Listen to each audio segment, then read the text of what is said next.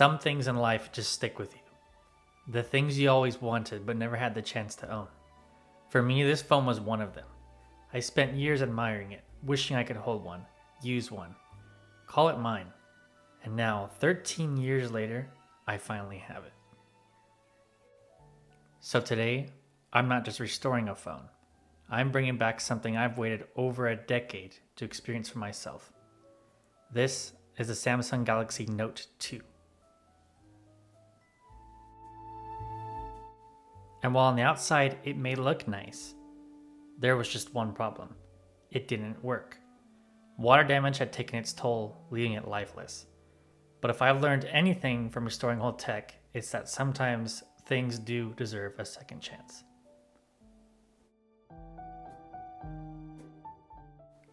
And while you join on today's restoration, I want you to grab an old device or anything that's meaningful to you in any special way in your life. Play with it, hold it, remember why it was special. If you have any stories to share, please share them below. Because you never know, it may be the last time you ever see that. It could be a device, it could be a person, just anything that's special to you.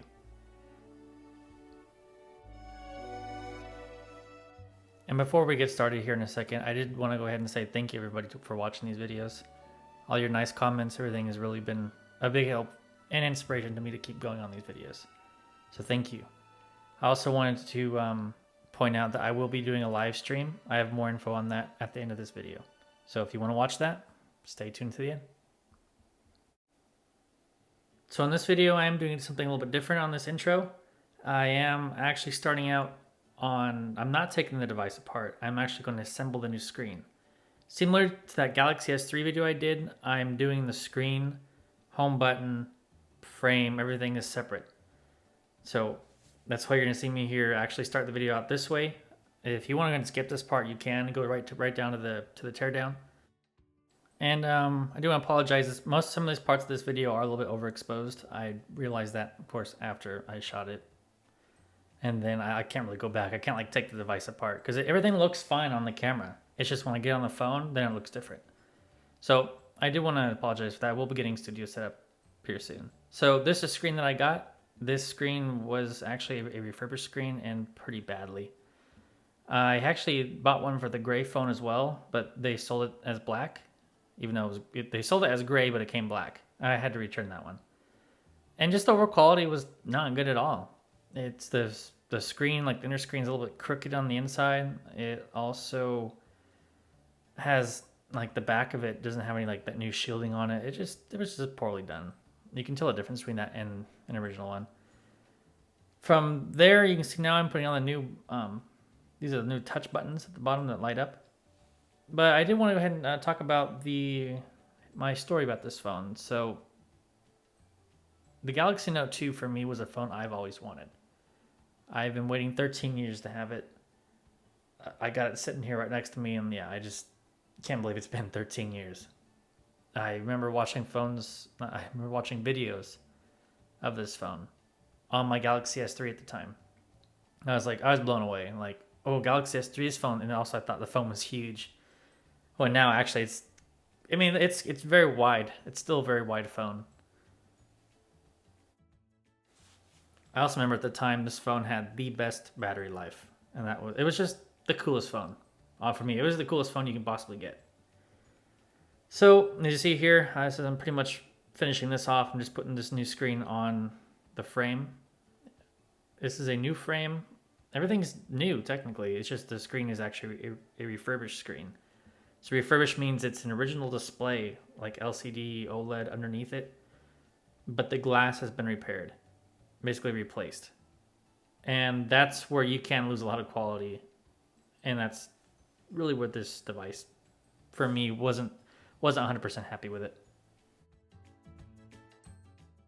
So as I start tearing this device down, I really do hope that you do have something with you right now just to kind of hold while you watch this video.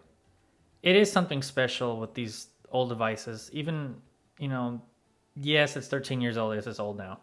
But I mean, at the time, these things were the greatest. And a lot of people, this might have been their first phone. And sad enough, this could also have been their last phone. So when the Galaxy Note 2 came out, it was a big deal because it was like it was the next phablet. They had the first Galaxy Note, which resembled a Galaxy S2.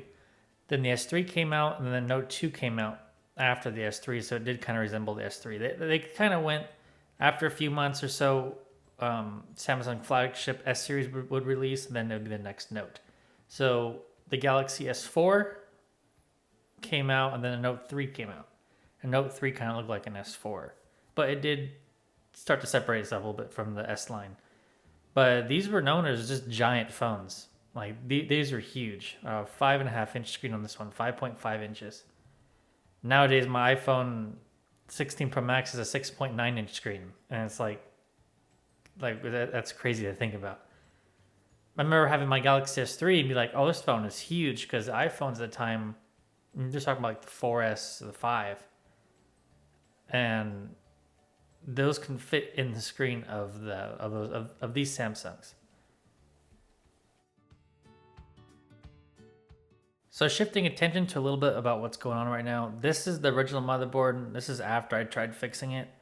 I don't know how to do motherboard repair. I've seen enough videos to kind of like, I get the gist of it. I just have no practice. So I tried, but it was, I believe the power management IC on the motherboard had gotten damaged and it just would not turn on anymore. When I first got it, it would turn on like a screen. Looks like an old TV, like with static on it. But then that was it. Then it just died. And even the screen on this phone is actually technically still good, but the touchscreen went out because of the water damage. So that's kind of a bad thing about water damage. If you get a device that's water damaged, you need to have it opened immediately and cleaned out if it's still working. So if you ever get a device that gets wet, it might work fine for now, but then it corrodes and it stops working. And this phone actually, it looked like it had been repaired at least once in its lifetime.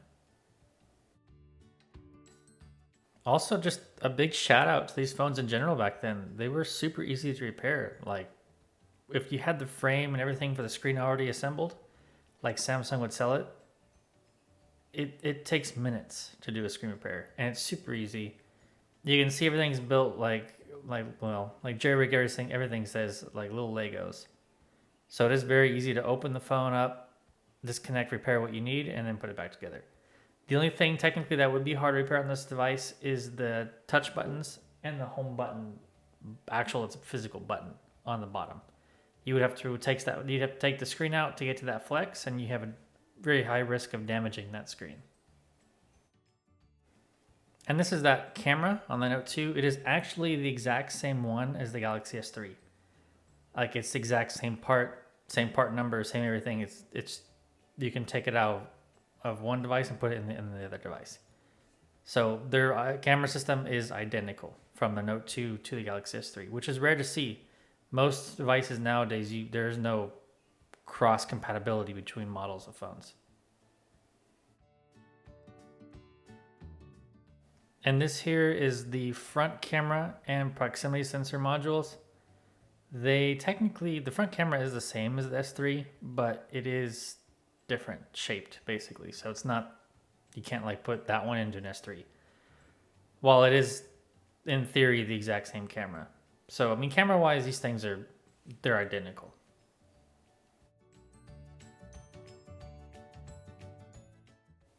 Also, this is the vibrator module. It is, I believe, the same. It is the same style as the S3. But I do want to say that the haptics on these older phones are actually really, really good. If not, I like them just the same, if not better than the current phones. Because you can actually feel it when it goes off. Like, it makes a noise, but it's not harsh sounding like some other phones out there. One of my upcoming phones I'm doing, it has a vibrating motor that's absolutely garbage. So haptics has come, in some ways, come a long way, but in others I do prefer the older style haptics where you could feel it vibrate in your pocket. Also here, this is the replacement motherboard I got. Well, now that's the charging port you're looking at right now, but that motherboard I did get out of that bag, that is the replacement motherboard. Honestly, this phone, at this point, I'm pretty much not even rebuilding a phone. I'm building a phone. It probably would have made more sense to honestly just get the other small parts and then build the phone from scratch.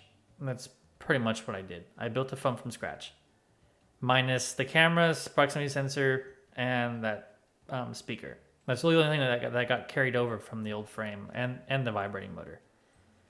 And here you can see, I did not do this on the S4 video, I forgot to mention that, but I am cleaning the front camera hole. Since it is a refurbished screen, it is kind of dirty sometimes, so you want to clean that. That way you don't have any dirt, debris, smudges. It didn't get 100% clean. That's just down to, there's probably some glue residue on that front aftermarket display, like glass. But for the most part, it did clean up.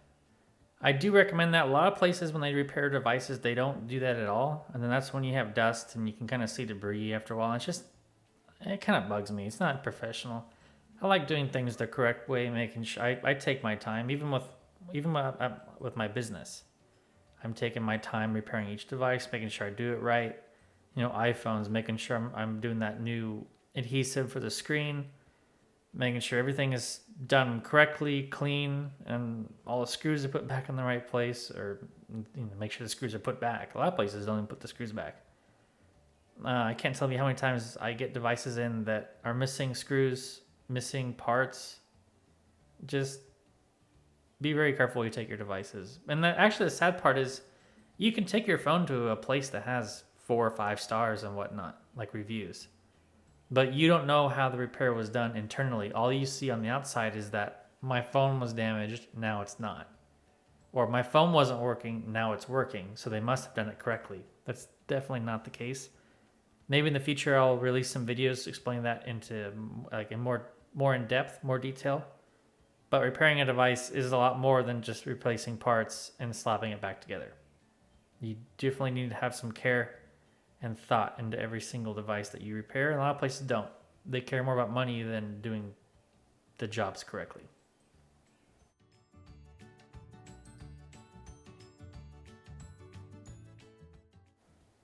Now you can see me here putting in that power button flex. Let me tell you something about that power button flex. You'll see it quite a bit in this video because it kept giving me a lot of issues.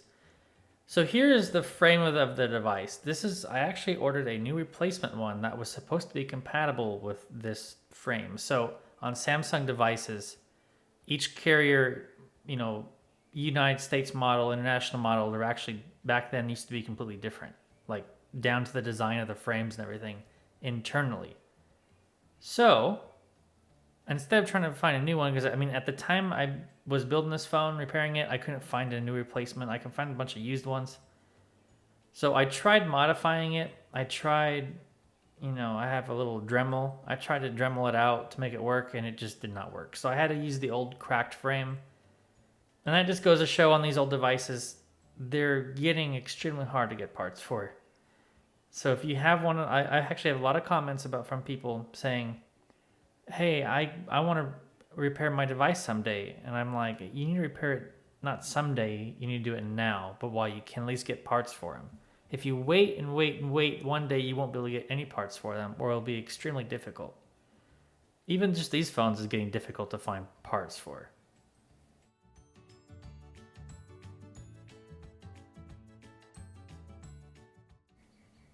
And just like that, the final screw goes in. It's a small piece, but it holds everything together. In a world that's always chasing the next big thing, it's easy to forget how important it is to preserve the past.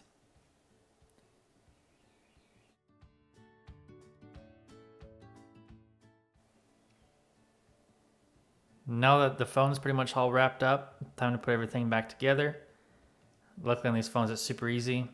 And this is coming up to the next part of the videos where I stop talking and you just get straight ASMR how this device was back in the day. Fun fact, this device is still running Jelly Bean 4.1.2. So that's going to hit a lot of people with a bunch of nostalgia, and I hope you enjoy it.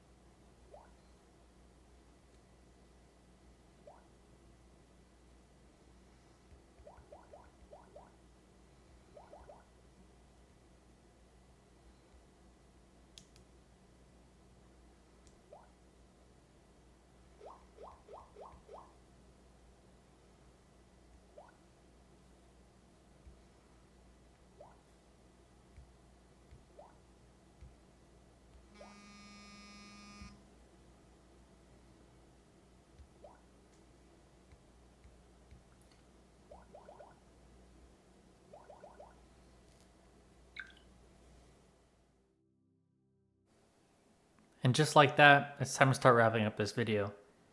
I just want to go a little bit way off script here and say, just look at that phone. I mean, I got it in my hands right now, and man, I've waited so long for this. There's just something about these old phones that you can't get this enjoyment or experience with a new one. I mean, you can spend $1,500, $1,300, and get the latest and greatest Samsung, Apple. You can get one of their folding phones as well, and no, nothing compares to this. Smooth, rounded corners, the way it tapers off at the edge on the glass to the frame, like this is design that we probably won't see again, probably ever on a device. And then just also these capacitive buttons on the bottom that disappear when you're not using them, reappear when the lights come on, and the light kind of makes the whole screen kind of glow on this white model. Like you can't get that anymore. That's special. That's what makes these devices so special.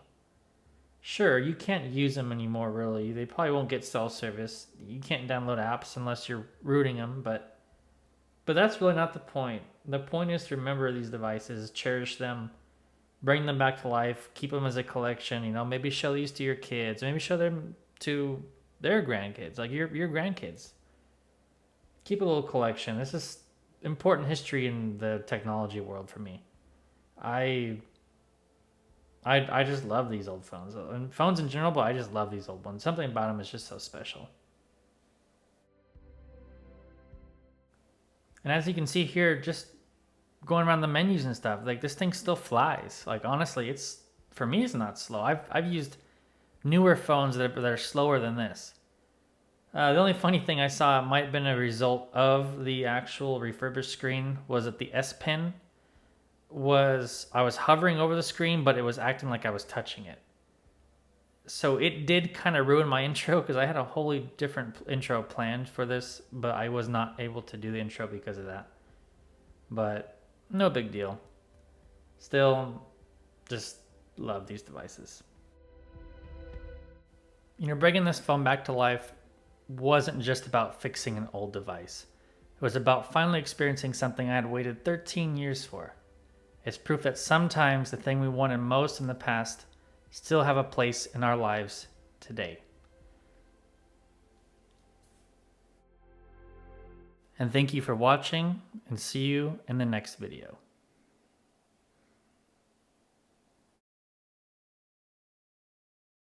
Alright, so that's going to be a wrap on this video. Hope everybody enjoyed it. I did want to shed some more light on that. This is the device I will be live streaming the repair on, actually. This one has a dead screen. Everything else seems to be fine, but I will be doing it pretty much the exact same as that one. It's getting a new screen, frame, a new back housing, battery, pretty much everything on this one. So I will be live streaming this probably about a week after this video releases. So yeah, it's coming up pretty soon. I'll put it like an announcement in my YouTube channel chat. And yeah, also a big shout out to my computer for actually being a very great light, because this one just decided to fall a little bit, and this is the light I've been using like since the first S3 video and some of the PC videos. Like going over it and whatnot. Yeah, it died.